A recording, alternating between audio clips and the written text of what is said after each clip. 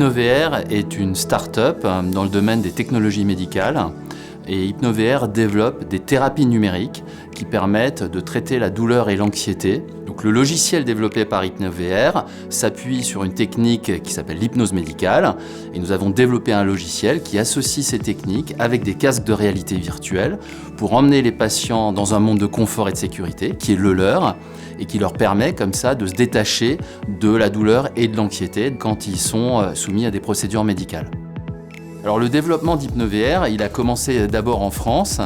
et très vite, on a eu une demande pour les pays limitrophes, en particulier la Belgique et la Suisse, qui sont deux territoires qui ont une approche sur les thérapies non médicamenteuses et qui ont vu un vrai intérêt pour HypnoVR.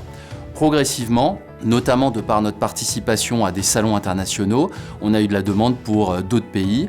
que ce soit le Brésil, l'Italie, jusqu'à Hong Kong et puis progressivement en Amérique du Nord. Et ça, c'est extrêmement encourageant parce que quand on a créé HypnoVR avec mes deux associés, le docteur Denis Graff et le docteur Chloé Chauvin, on s'est dès le début dit, on va déjà essayer de montrer que ça fonctionne, qu'il y a des études cliniques qui montrent que ça fonctionne. Et puis à partir de là, il n'y a aucune raison qu'on réserve HypnoVR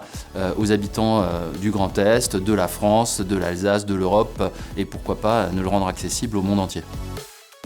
Des projets chez HypnoVR, on en a beaucoup. Il y a une nouvelle génération de produits qui arrive dans les prochains mois, sur laquelle on travaille depuis maintenant 2 ans. Et puis, on a aussi développé une solution qui n'est pas dans le domaine du dispositif médical, mais qui permet d'améliorer la performance mentale dans le domaine des entreprises et qui s'appelle BrainRise, puisqu'il y a un quart des travailleurs européens qui se déclarent stressés. Donc voilà, il n'y a pas de raison qu'on ne les aide pas non plus.